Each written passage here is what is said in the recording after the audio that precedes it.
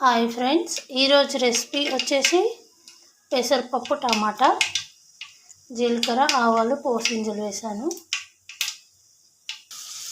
పచ్చిమిర్చి, ఆనియన్ని ఇలా ఆయిల్లో ఫ్రై చేసుకోవాలి.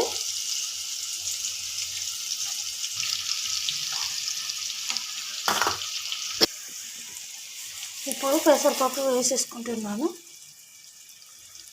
ఇది కొద్దిగా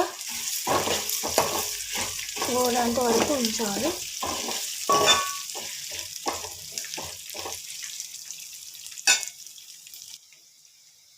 పప్పు గోలుతున్నప్పుడు టమాటాలు వేసేసుకోవాలి. ఒక 4 తీసుకున్నాను.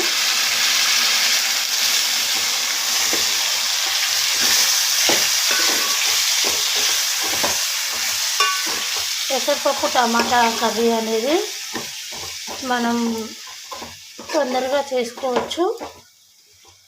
కర్రీ టేస్ట్ కూడా చాలా బాగుంటుంది.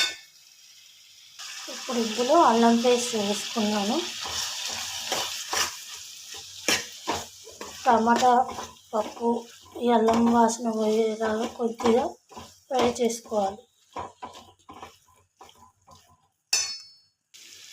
ఇలా పప్పు టమాటా కొద్దిగా ఉడికిన తర్వాత పసుపు వేసుకోవాలి. 1 స్పూను తగినంత వేసేసుకోండి.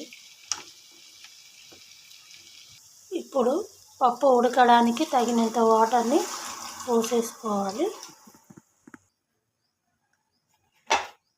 ఇప్పుడు పప్పు ఇలా ఉడుకుతున్నప్పుడు కొద్దిగా కారం వేసుకోవాలి.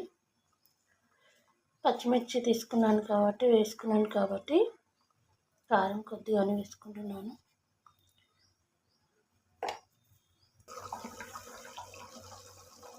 ఇప్పుడు పప్పు ఇలా కొద్దిగా చిక్కగా దగ్గరికి ఉడికిన తర్వాత కొద్దిగా ధనియాల పొడి వేసుకుంటున్నాను.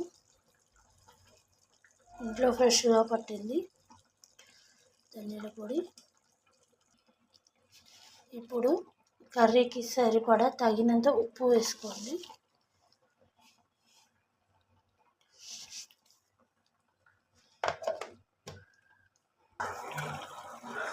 ఇప్పుడు కొద్దిగా మసాలా వేసుకోవాలి.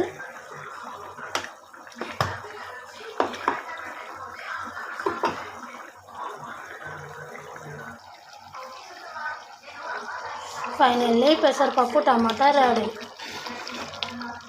చపాతీలోకి పూరీలోకైనా చాలా టేస్టీగా ఉంటుంది. ఇలా చేసుకొని తింటే